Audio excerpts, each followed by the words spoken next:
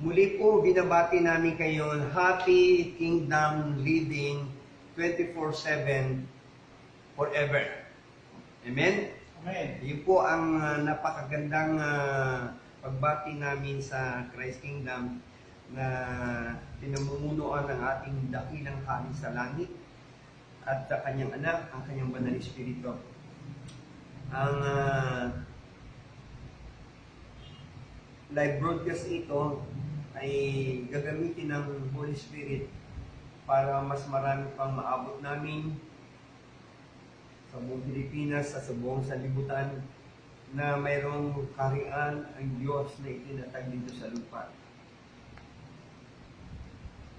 Ito po ang lagi nating pinapaksa na ang kaharian ng Diyos kailanman ay hindi mabibigo o kaya matatalo, hindi matitigil, kundi ito'y tuloy-tuloy, araw-araw, 24/7 and forever, hanggang dumating ang ating hari dito sa lupa for the second time. Palakpakan na nga natin ang Panginoong Jesus na ating dakilang hari. Hallelujah! Hallelujah! Hallelujah!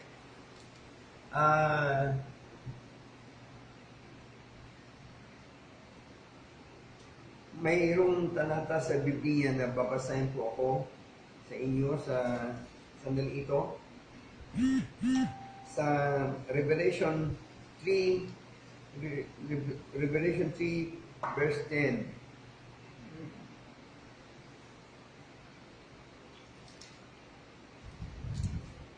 Sapagkat tinupad mo ang salita ng aking pagtitiis, ikaw naman ay aking iingatan sa panahon ng pagsubok na darating sa buong sanlibutan upang subukin ang mga nananahan sa ibabaw ng lupa.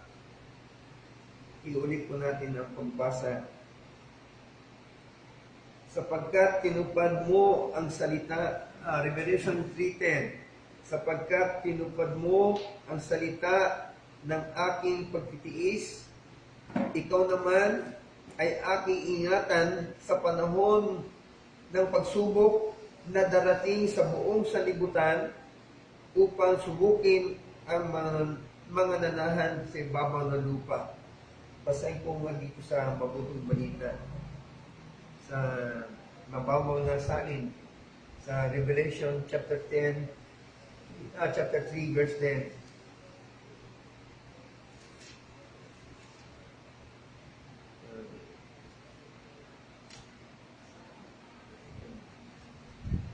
Ito po ang nasasabi sa Revelation chapter 10.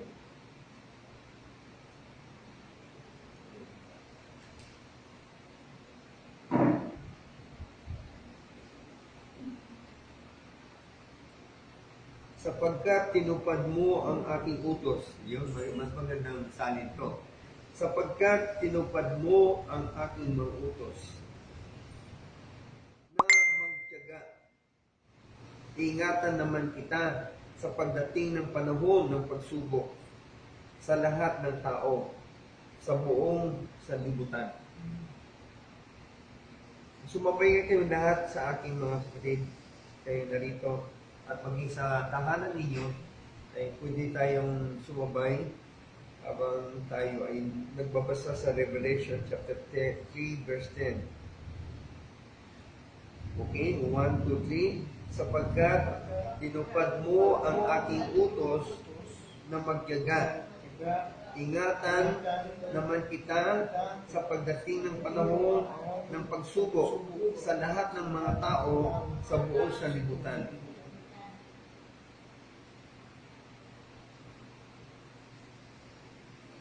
Naggaganap ang mga salita ng Diyos sa mga oras na ito, lalo na sa ating kapanahunan, na ang buong mundo, buong sanlibutan, ay dumating ng mga pagsubok. Hindi lamang sa Tansa, o sa Cavite, o sa dito Manila, o sa Pilipinas, kundi sa buong sanlibutan, buong mundo ay dumating ang mga pagsubok. At naranasan natin halos sa anniversary na ng COVID-19. Itong mga araw nito, halos isang taon na nakaraan nang dumating yung malawakang pagsubok sa buong mundo at buong sanlibutan. Ang pangako ng Panginoon ay ganito, sapagkat tinupad mo ang aking mga utos ng matyaga. Tinupad mo ang aking utos na magtyaga. Iingatan naman kita sa pagdating ng panahon ng pagsubok. Amen ba mga kapatid? Dito sa screen natin, because thou hast kept the word of my patience, I also will keep thee from thou the hour of temptation. It shall come upon all the world to try them that dwell upon the earth. Sa Tagalog ba bang version tayo sa Tagalog? O yun.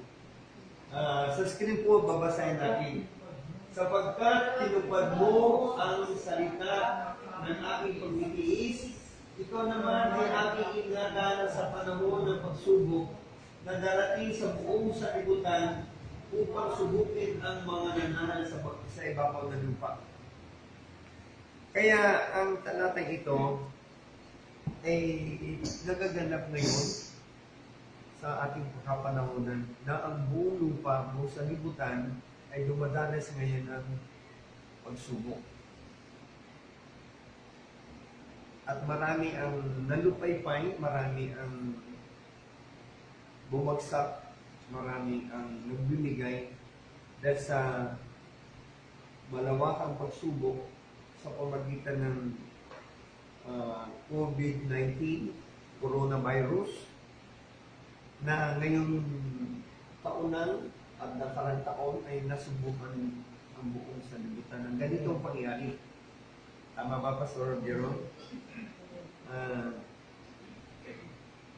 Hindi pa tayo nakaranas ng ganitong malaking problema. Ngayon lang. Kaya natupad yung mga narito sa kasulatan sa Revelation 3:10 na darating ang malaking pagsubok sa lahat ng nanahan sa ibabaw ng lupa sa buong daigdig.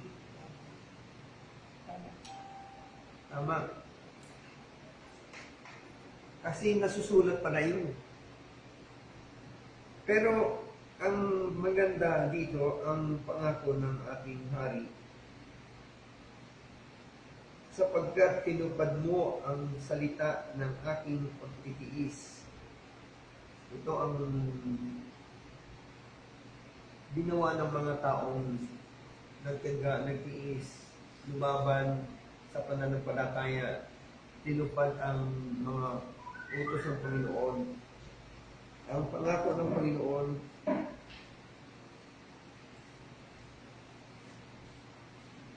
dahil sa pagtupad mo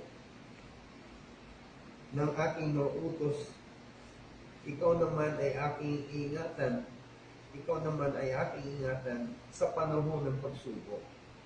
Ito ba ay panahon ng pagsubok? Hindi lang sa libutan, hindi lang tayo ang ilan-ilan, ay kundi buong mundo na ay naranasan natin.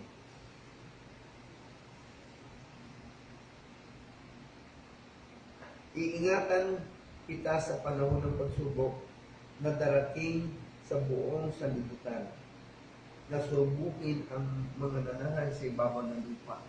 Kaya may pangako ang ating Panginoon, ang ating Hari, na ingatan niya tayo.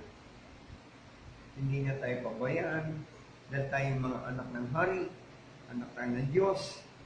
Tinanggap natin ang Hari, sumumpalataya tayo sa Kanya, siya ng ating tagapagligtas.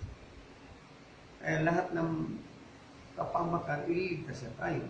Kasama ng virus nito, ng coronavirus.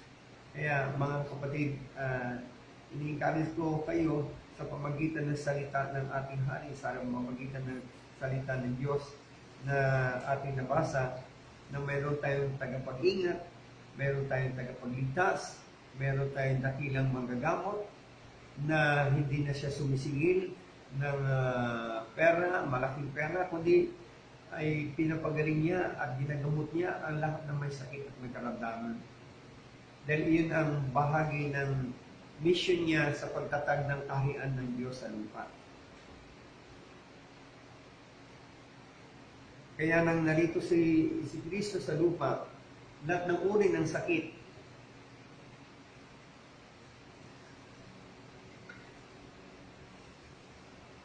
mabibigat na sakit, mabibigat na karamdaman, na halos walang lunas na sa medikal, sa doktor at sa pera, sa ospital, ay nalunasan pa ng ating hari. Amen? Katulad ng may ketong,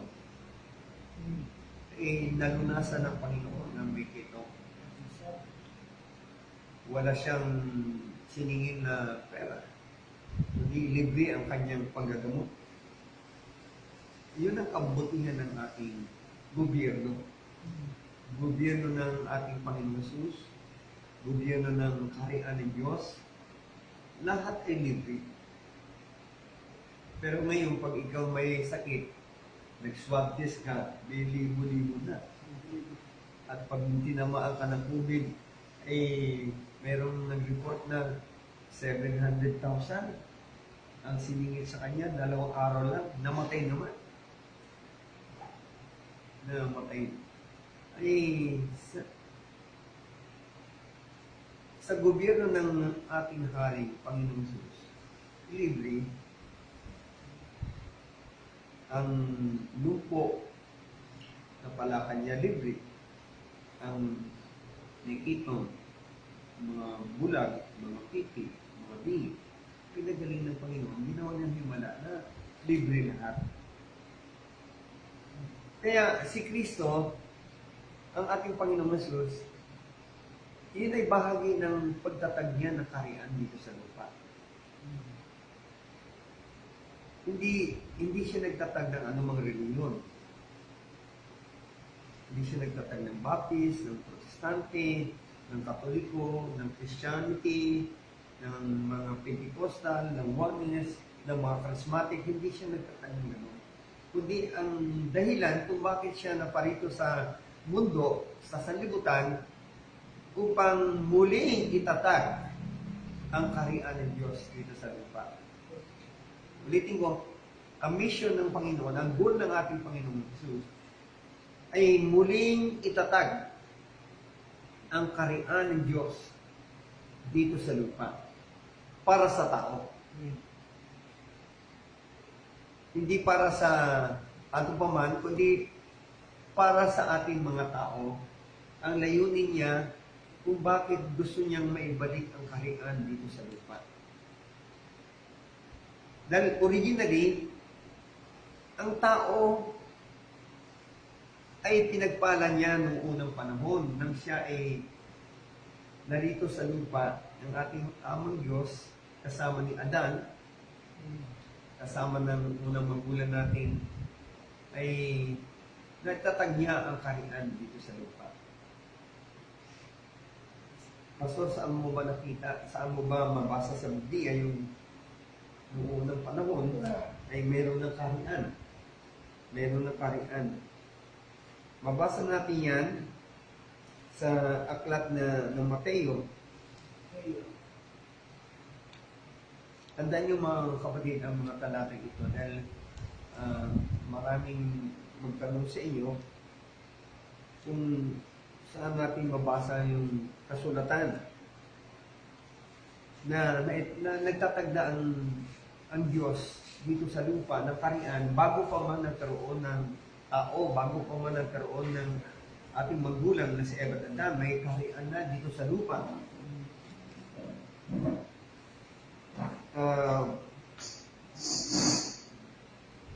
Matthew 25 verse 34. Itong mga talatang ito Itong talatang ito, nagsasaad na mayroong itinatag na ang Diyos dito sa lupa ng kaharian niya. Kung paano mayroong naitatag na ang Diyos na kaharian sa langit, yun ang original na kaharian sa langit.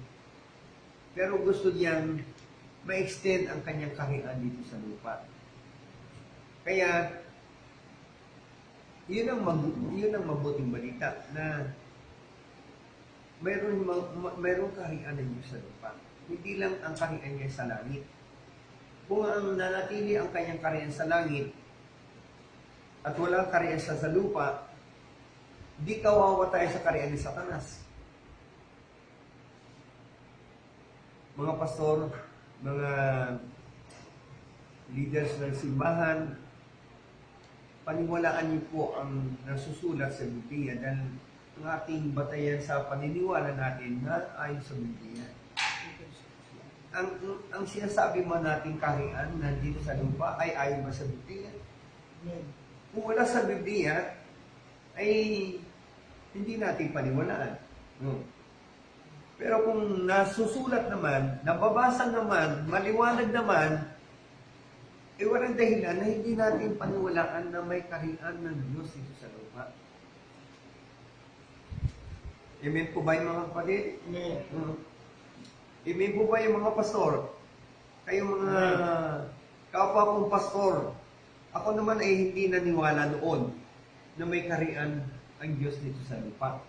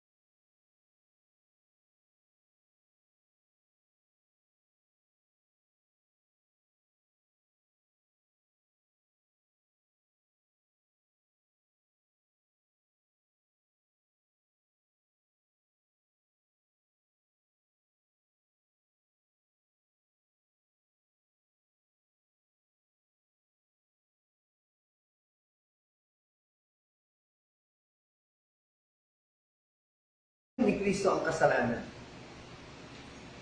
Yung kasamaan, natatalo din ni Kristo. Yung kahirapan, natalo ba ni Kristo? Amen. Yung sakit, natalo ba ni Kristo? Amen. Yung kamatay, natalo ni Kristo. Amen. Yun ang kaharian ng Diyos. Laging panalo. Na ebidensya na ang kaharian ng Diyos na narito na sa lupa, dala-dala ni Kristo.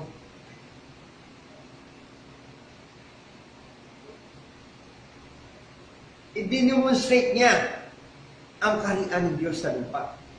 Nang gumawa siya ng himala, iyon ang demonstration na dumating ang kaharian. Amen.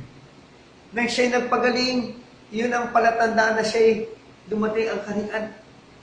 Yung siya'y nagpalayas ng mga demonyo, palatandaan na dumating ang kaharian. Yung kasalanan ay nabayaran, napatawad na, palatandaan na dumating ng kaharian.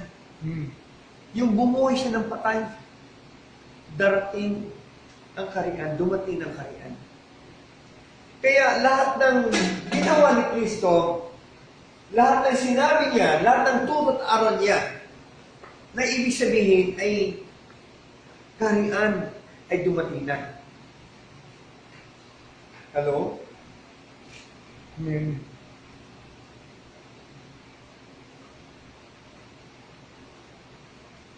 Napatunayan ba ni Kristo na dala niya ang kaharian? Amen. Hindi lang nagsalita siya na ako'y hari at may kaharian, dala ko ang kaharian ng aking papa, tatay ko sa langit, at i-demonstrate niya, ipinakita niya na siya'y hari na may kaharian, mayroong manifestation, demonstration, o palatandaan na ang kaharian ay dumating na, dala-dala ni Kristo. Dahil winasak niya ang kaharian ni Satanas. Winasak niya ang mga demonyo, kasamaan, kasalanan. Winasak niya ang sakit, karamdaman. Sinira niya ang kaharian ni Satanas. At nagtatag siya muli ng kaharian ng Diyos sa lupa. Palakpakan na natin ito yung Hallelujah. Good news ba yung sinasabi kong mga kapatid? Amen. Kasi ang kaharian ng Diyos, una na itatag kay Adan, tapos nawala dahil sa kasalanan ni Adan. At pumasok yung kaharian ni Satanas. Gumulo ng salibutan. Pero ang good news ay muling ibinalik ni Kristo ang kaharian. Amen.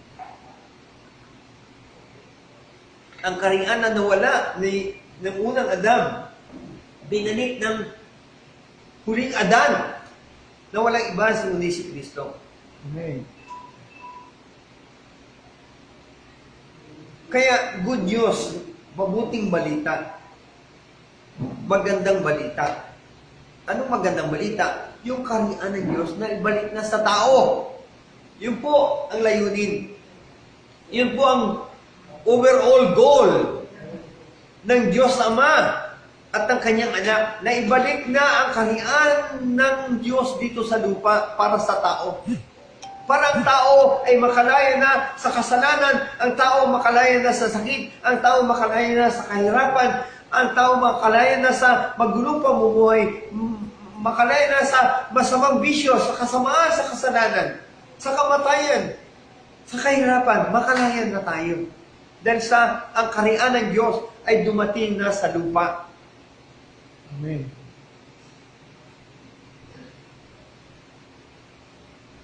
Kaya bakit ngayon ang tao ay dapat makalaya na hanggang ngayon ay alipin pa rin ng kasamaan, alipin pa rin ng kasalanan, alipin pa rin ng sakit, alipin pa rin ng kahirapan, alipin pa rin ng takot, alipin pa ng masamang pamumuhay na tuloy-tuloy ang pag-alipin ng mga babae, naging tumboy, lalaki, naging bakla, nagkaroon ng pangalunya, pakapid, nagkaroon ng patayan, nagkaroon ng hindi magandang takbo ng salimutan. Parang bang walang saysay yung ginawa ni Kristo? Para bang walang kaharian ang Diyos dito sa lupa? Dahil marami pa rin ang nabiktima ng kaaway. Alam mo, bakit ang reliyon natin? Sa halip na kasama natin ng Panginoon ang relihiyon. Iyon pa naging number 1 na kaaway, ang relihiyon. Bakit? Hindi tayo tinuruan ng relihiyon na dumating na ang kaharian ng Diyos sa lupa. Hello? Hindi tayo tinuruan ng relihiyon na dumating na ang kaharian ng Diyos sa lupa. Dala ni Kristo ang kaharian dito sa lupa. Hindi na ituro ng relihiyon.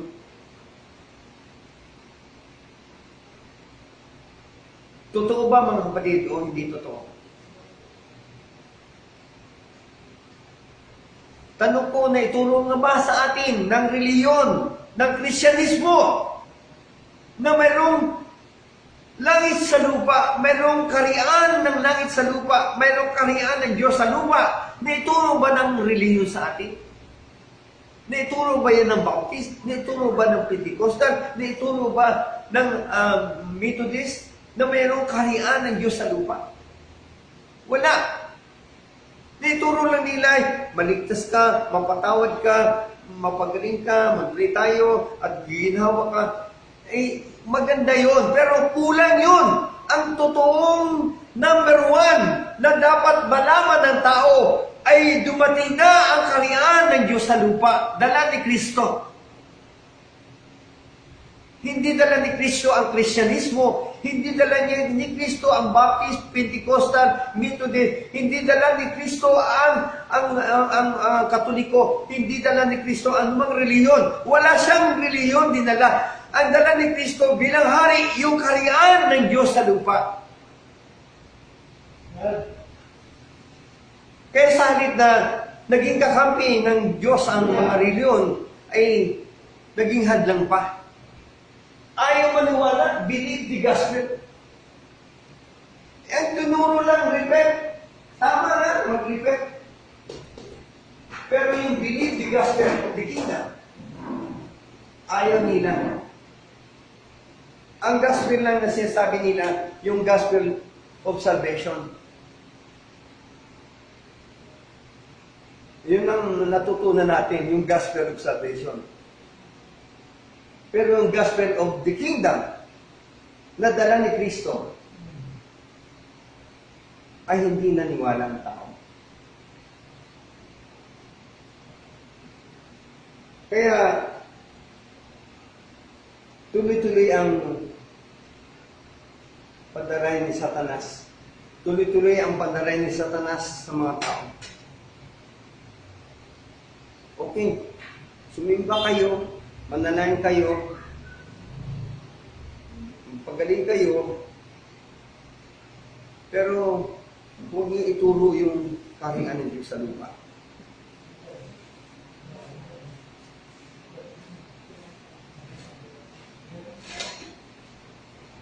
Kaya ang diniding ko to dahil gusto kong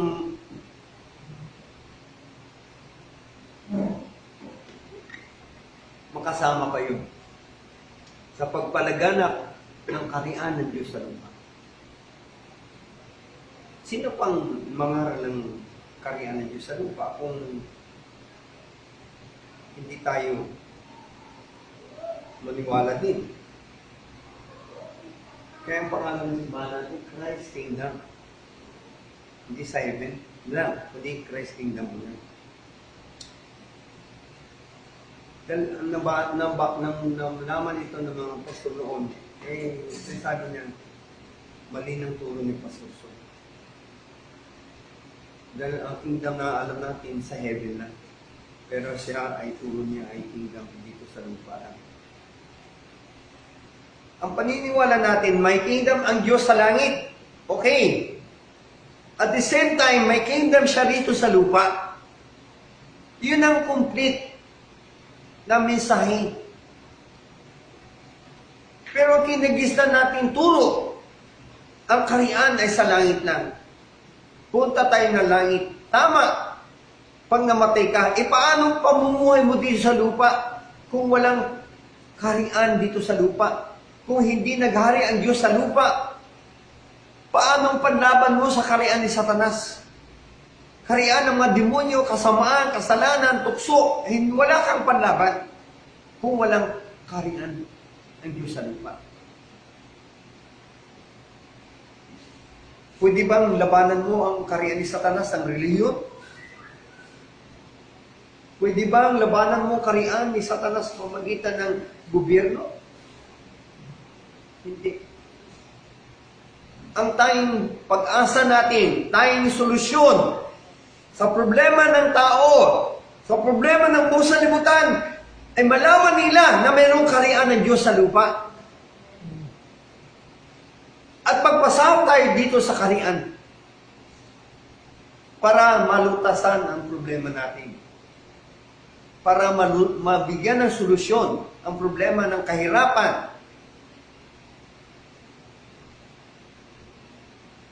Ang problema natin, ang gobyerno natin ng Pilipinas, ang gobyerno ng Amerika, gobyerno ng Europa, gobyerno ng Middle East, ng Israel, ay kulang ang solusyon nila.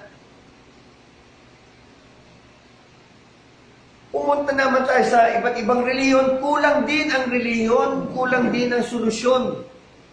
Anong solusyon?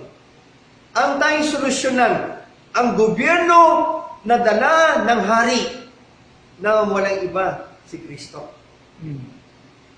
Hello? Amen.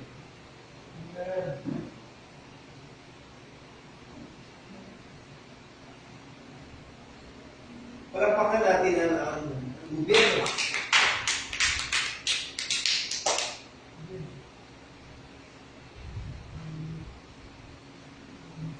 Halimbawa, gaano kaganda yung gobyerno ng Diyos? Pwede bang idadali mo na dito? Para tutok na sa akin. Dito siguro. Hindi po pwede dyan. Ha? Naglalakad ang video. Dito, para dito ko. Halimbawa, ano bang tinulong ng gobyerno ni Kristo dito sa lupa? Tanong ko, may gobyerno ba si Kristo sa lupa? Amen. Okay. Ano ang tinulong niya? Kasi ang gobyerno ng tao kulang, gobyerno ng reliyon kulang, gobyerno ng Amerika kulang, gobyerno ng nilutot ni kulang. Pero ang gobyerno ni Kristo, kumplito. Amen. Halimbawa, ano na itulong ng gobyerno ni Kristo? Masipray sa kamsin. Ano? Masipray kamsin. Mang Masipray kamsin. Yung kasamaan, yung kasalanan ay napagtagumpayan ni Kristo at kung tayo ay nagpasama kay Kristo, ang kasalanan ay matanggal na, mapatawad na. Kaya may mahal na araw, mayroong Resurrection Sunday. Ito ngayon ay pinagdiriwang natin ay mga event ng resurrection. Ang resurrection, ang dahilan niya para magkaroon tayo ng kaharian. Ang kanyang kamatayan, namatay siya para magkaroon tayo ng kaharian. Gumawa siya ng himala at kababalagan para tayo magkaroon ng kaharian. Lahat ng sinabi ni Kristo, lahat ng turo ni Kristo, lahat ng gawa ni Kristo ay nangyari para magkaroon tayo ng kaharian dito sa lupa. Ang goal niya, ang overall goal ng ating Panginoon, ng ating Ama sa langit, ang kaharian niya ay kailangan maibalik dito sa lupa. Tanong, naibalik na ba ang kaharian ng Diyos sa lupa? Yun na ba ang solusyon sa problema natin?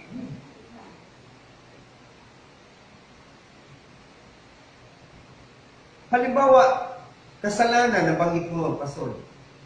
Yun ang number one na problema natin, kasalanan, kasamaan. Kung bakit may graft and corruption, bakit mayroong nagkikapi, mayroong nangalunya, bakit mayroong bakla tumboy, bakit mayroong mga problema tayo sa sakit o karamdaman at kahirapan, bakit isa lamang ang dahilan, ang kasalanan.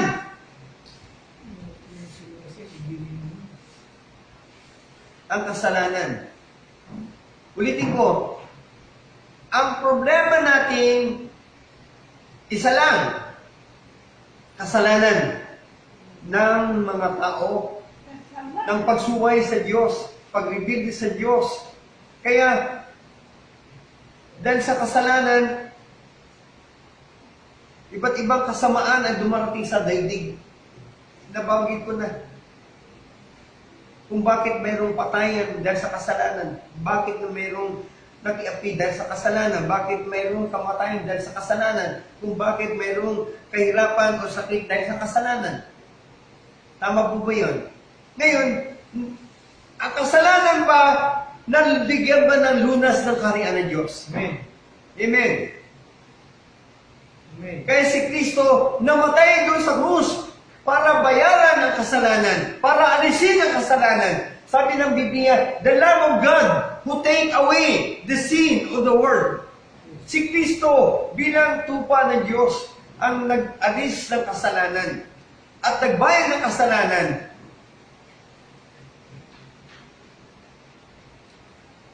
Ang problema natin sa kasalanan, lutas na ba? May solusyon na ba? Yes. Amen. May solusyon. Hindi ang nagsolusyon ang relihiyon, hindi ang gobyerno natin, hindi ang business, hindi ang sinuman.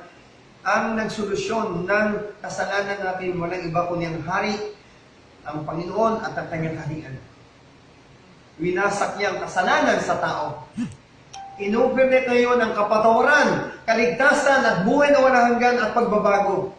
Pag nagpasaw ka kay Kristo na hari, hindi lang siya tagapagligtas, hindi lang siya manunugod, hindi lang siya Panginoon, kundi siya hari. Ang hari ay sinusunod, sinampalatayanan, sinasamba, minamahal. Kung iyon ang gagawin natin, makalaya tayo sa kasalanan. Ang problema natin sa sakit, may lunas na ba yun? Mayroong solusyon na ba? Amen. Dahil narito si Kristo sa lupa, walang problema na may sakit na lumalapit sa kanya, hindi niya pinagaling. Ibig sabihin, sa kaharian ng Diyos, sa kaharian ni Kristo, Gagaling ka. gagaling ka. Hindi ka manatiling masakitin, kundi may kagalingan. Dahil sabi, na nabugbog si Kristo, nagkaroon ng hirap ang buhay ni Kristo, nagkaroon ng mga latay ang katawan ni Kristo para tayo magsigaling. Amen. Bakit siya nabugbog? Bakit siya nahihirap ang kanyang katawan? Bakit napako? Bakit siya binugbog at binihirapan? Dahil dinadala niya ang sakit natin. Dinala niya ang ating karamdaman. Ang gagawin mo, manalig ka kay Kristo na hari mo. Manalig ka sa mabuting balita ng kaharian. At magkaroon ng kaganapan. Makalaya ka sa kasalanan, makalaya ka sa sakit, makalaya ka sa bisyo, makalaya ka sa duga, makalaya ka sa pambuhay, sa panlalaki, makalaya ka sa bakla, tumboy. Mabagong buhay mo dahil kay Kristo na hari. Amen. At sa kanyang kaharian. Kaya iyon ang nakita kong solusyon, mga kapatid. Ang lunas, walang iba. Hindi kaya ng gobyerno, hindi kaya ng gobyerno ng Pilipinas, hindi kaya ng gobyerno ng Amerika, hindi kaya ng gobyerno ng China, hindi kaya ng gobyerno ng Europe, ng mga iba't ibang bansa, hindi kaya. Sila din ay naalipin ni Satanas. Sila din ay naalipin ng sakit, karamdaman. Ang tanging may solusyon yung gobyerno ni Kristo sa lupa. Amen. Yung hangin, bigay ng hari. Bigay ng gobyerno ng hari ang hangin. Hangin sa buong digdig. Hangin sa buong lupa, buong mundo. Libre yun.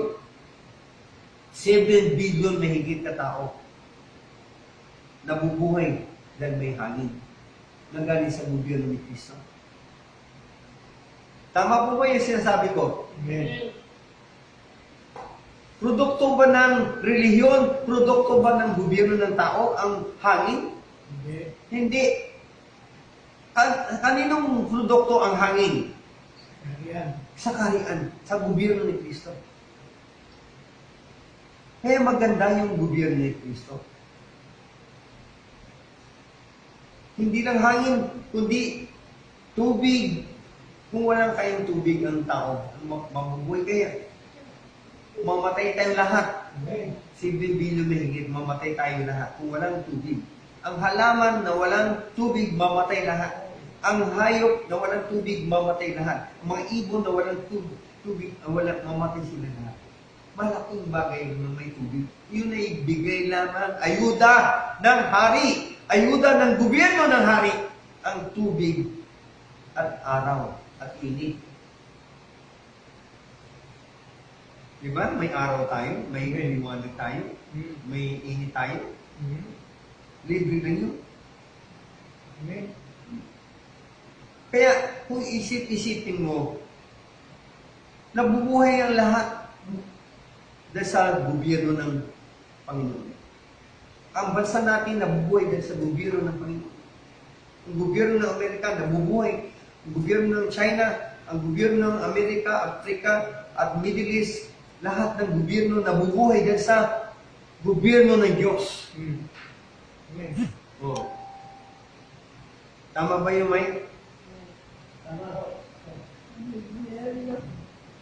Kaya ang lunas sa problema natin, ang gobyerno ng Diyos sa pamagitan ng kanyang anak. Nakita naman ng Diyos yung problema natin. Nang makita ng problema natin, si Satanas, kasamaan, kasalanan, kasamaan, kalukuhan, mga bisyo, at kahirapan, sakit, nakikita naman ng Diyos natin. Ngayon, hindi lang nakikita ang problema natin, kundi nakita din niya ang solusyon sa problema natin. Kaya pinadala niya ang kanyang bugtong na anak. Ito ang magdala ng solusyon ang aking anak. Dala ng aking anak ang solusyon sa sakit, karamdaman, sa kasalanan, sa kamatayan, sa libingan, sa impyerno, kay Satanas. Dala ni Kristo lahat.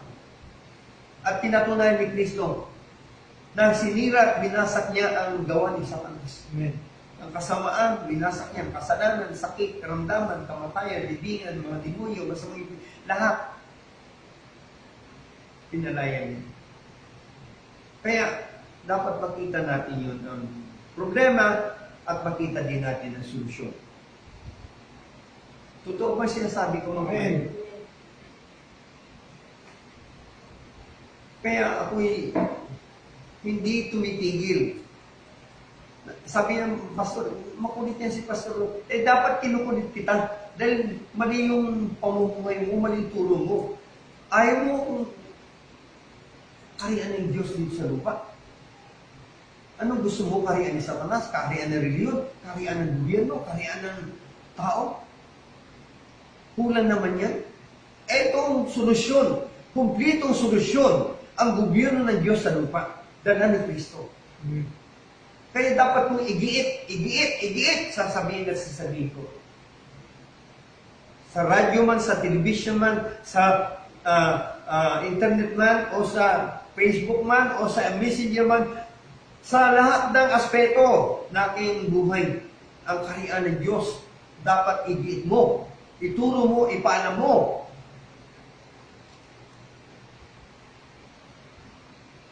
Kung ako hindi kikibo na alam kong solusyon, managot din ako sa Diyos. Alam mo pala ang solusyon, bakit di mo sinabi? Managot din ako sa Diyos. Kaya ako, mga kapatid, all out ako sa buhay ko. 45 years na ako sa gawain ng Panginoon. At abutin pa ako ng 50 years na nagtuturo ng aral ng Panginoon. Dahil wala na akong ibang nasambitin ko ng karian. Dahil sa karian, kumplito, may salvation ka, meron kang healing, meron kang prosperity, meron kang deliverance, meron kang lahat na kailangan mo sa material, financial, physical, lahat nandun sa karian. All in one. All in one. Lahat ng problema natin, Pagsamasamahin mo man, isa lang ang kasagutan. Isa lang yung kaharian na dala-dala ni Kristo. Isang gobyerno, sakop niya ang lahat ng gobyerno. Kaya mga kapatid, ano bang sasabihin nila, paulit-ulit si Pastor So ng kaharian. Pero isang babae dito, ayaw kong dumalo dyan. Dahil si Pastor, wala nang ibang sasabihin ng kaharian. Ayaw kong dumalo dyan. Pero dumating ang problema niya, umalik naman siya dito.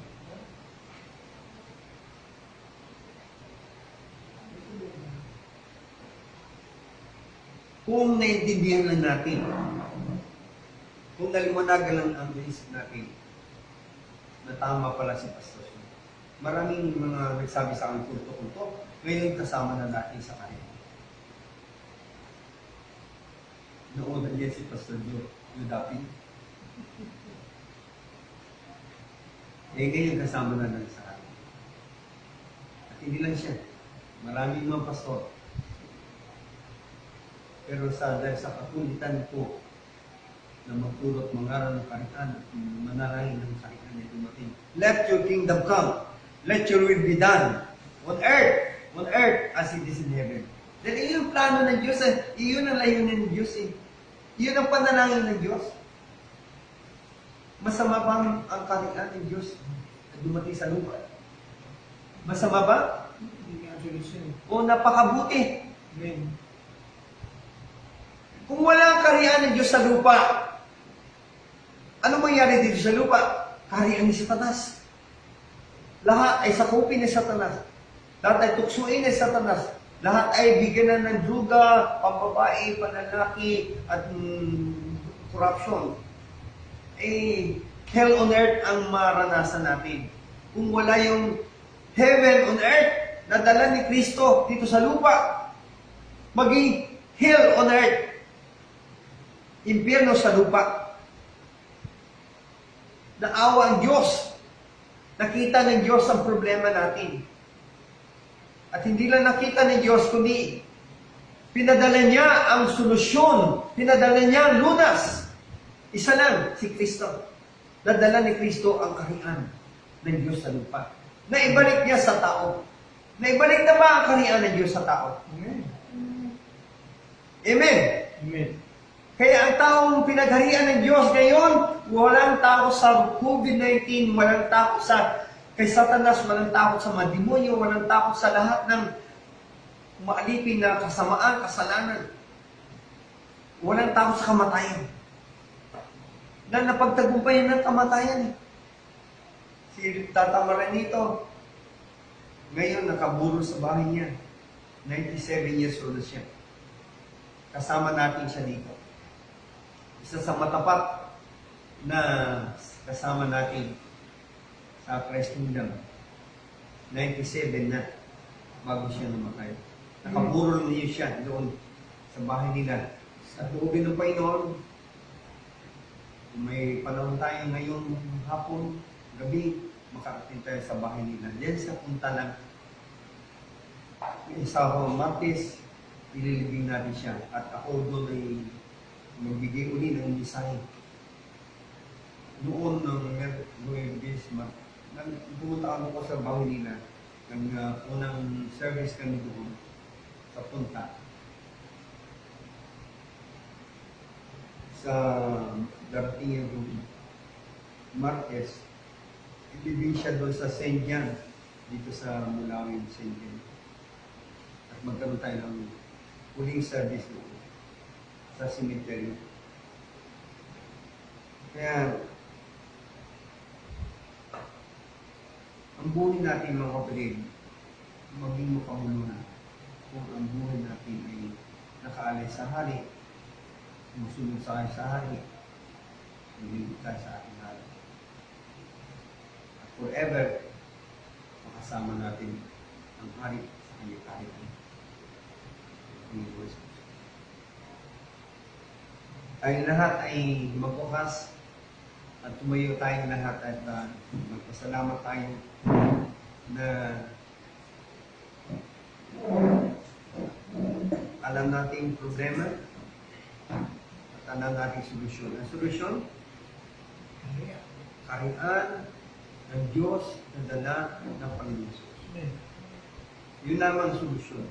Yung kaharian kasi gobyerno. Ang kaharian ay gobyerno ng Diyos. Kaya ang solusyon, ang gobyerno ng Diyos, ang gobyerno na dala-dala na walang iba kundi yung kaharian. Gusto kong maliwanag sa atin. Ngayon, pinagdidiwang natin ang Holy Week. Kahirapan ng Panginoon ang kanyang kamatayan para sa kanya. Yung pagkamulipi niya at pagkabuhay niya para sa kanya. Lahat ng ginagawa ni Kristo, lahat ng sinasabi niya, lahat ng tinuturo niya ay para sa kanya. May balik ang kaharian ng Diyos sa lupa. Pinangunahan niya na. At susunod tayo na ipalaganap natin ang solusyon sa buong daigdig, ang kaharian ng Diyos sa lupa na dala ng Kristo. Kailan maghari ang Diyos sa lupa kung paano siya naghari sa langit. Amen? Amen. Ulitin ko, gusto ng Diyos maghari sa langit, pero hanggang lupa ang paghari niya. Hanggang sa ilalim ng lupa, maghari siya. Sa lahat ng nilikha ng Diyos, maghari siya. Sa pamagitan ng kanyang anak, ng kanyang banal na Espiritu. Hallelujah. Tutulungan tayo ng banal na Espiritu na magpalaganap ng kaharian ng Diyos. Hallelujah. Pawisan natin, Mike, yung Holy Spirit. Come, Holy Spirit.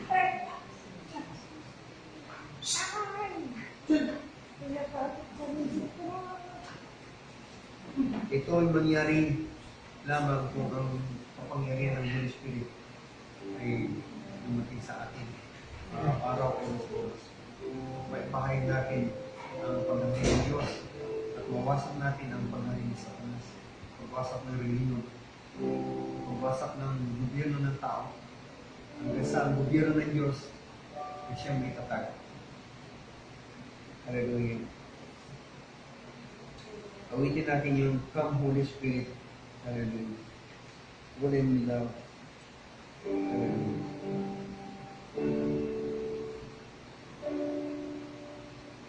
Come Holy Spirit, follow me now. I need your anointing. Come with your power. I love you, Holy Spirit. You got to bring my soul. And every day I long to love you more. Come, Holy Spirit, follow me now.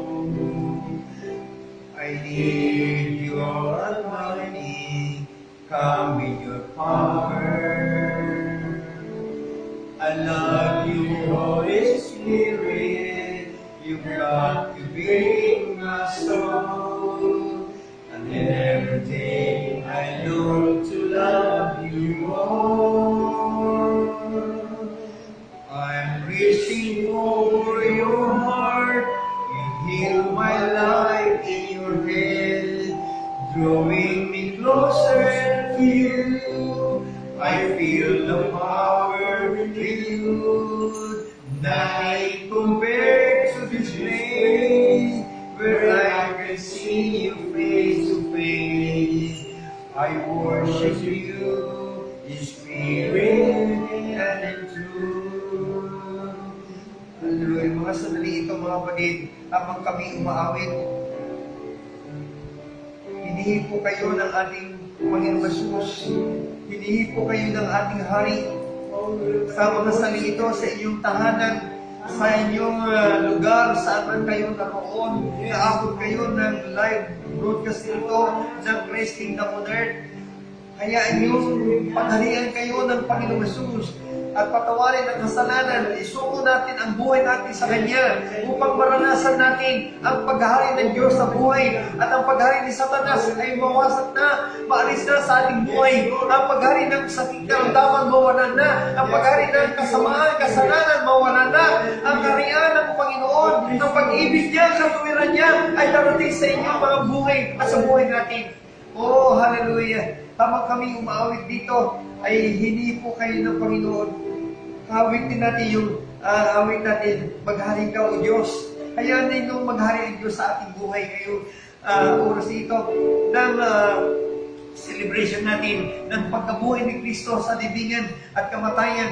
At siya naghari ngayon sa langit, ang ngayon maghari sa buhay natin. At pahintunutan na siya natin na alisin niya ang paghari ni Satanas, alisin niya ang hari ng mga takot, anumang pangamba at pag-alala, alisin ng Panginoon, anumang kasamaan, kasalanan, alisin niya, anumang takot natin sa COVID-19, alisin niya, at palitan niya ng kalusugan, kalakasan, at lakas ng loob, at malakas ang buhay natin, at tayo ay mapabilang sa kanyang harian. Habang kami umaawit ng tungkol sa harian ng Panginoon, maghari ka o Diyos, ay namahin niyo at sampalatayan niyo at magsisi tayo at darating ang paghari ng Diyos sa ating buhay. Darating ang paghari ng Panginoon sa ating buhay at hindi lang ngayon at forever maghari siya.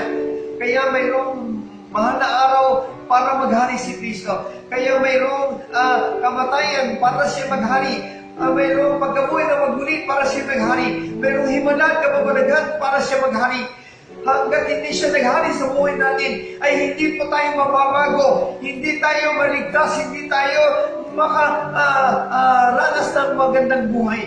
Kaya ang oras nito ay hinahamon ko kayo na ibigay niyo ang buhay niyo, ang puso't isipan niyo, itaas niyo ang kamay niyo sa Panginoong Jesus bilang pag-surrender ng inyong buhay at inyong mga pagkukulang at pagkakamali at pagkakasala. Hayaan niyong hipuin kayo ng Panginoon. Dahil mahal na kayo, ayaw na kayo mapahamak, ayaw na kayo manatili sa sakit karamdaman, ayaw na kayo manatili na may bisyo, na may masamang ugali, may masamang pamumuhay, ayaw na kayo manatili sa pagkabaklatong buhay. Mahal ng Diyos ang baklatong buhay, mahal ng Diyos ang masamang pagkasalanan. Lahat tayo mahal ng Diyos. Ngayon gusto niya maghari sa ating buhay.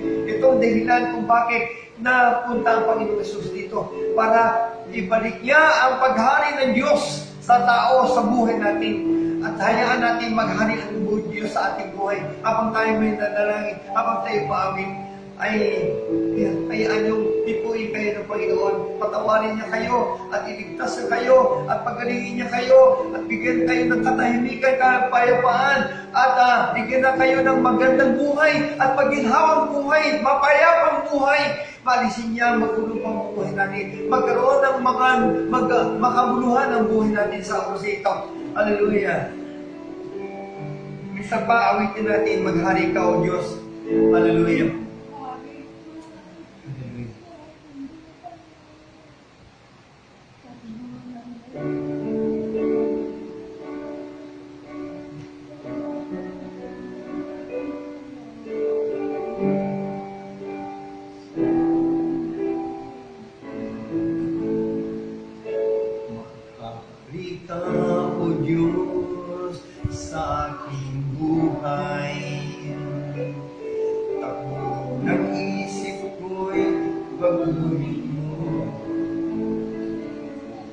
Maging ganap ang kalooban mo sa buhay.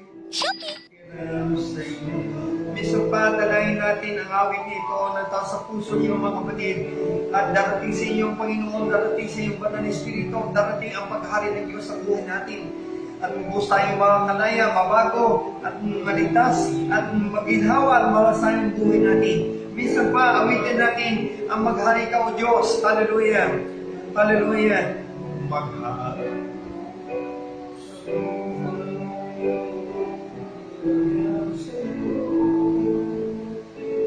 Maghari ka o Diyos.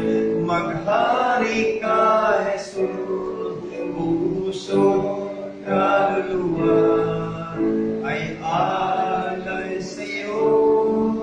Sa pag-ibig at biyaya ay maligtas ako. Maghari ka, O Diyos, maghari ka sa for the last time, maghari ka, O Diyos, na inayaan ka namin, Holy Spirit, na gumawa at kumilos sa mga nasa tahanan, nanonood at kikinig ng live broadcast ng Christ Kingdom on Earth. Hallelujah! Hallelujah! Tanggapin niyo ang solusyon at dunas ng Diyos. Walang iba ang gobyerno ng Panginoong Jesus dito sa lupa. Ang harian niya dito sa lupa ay matanggap natin.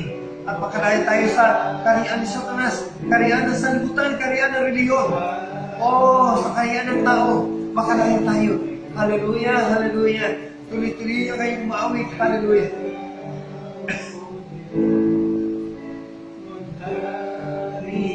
Ka sa buhay ko. Salamat po, Ama. Aming Ama sa langit, na naghari ka sa buhay ko. Amang Hari, salamat po sa iyong anak na sinugo mo dito sa lupa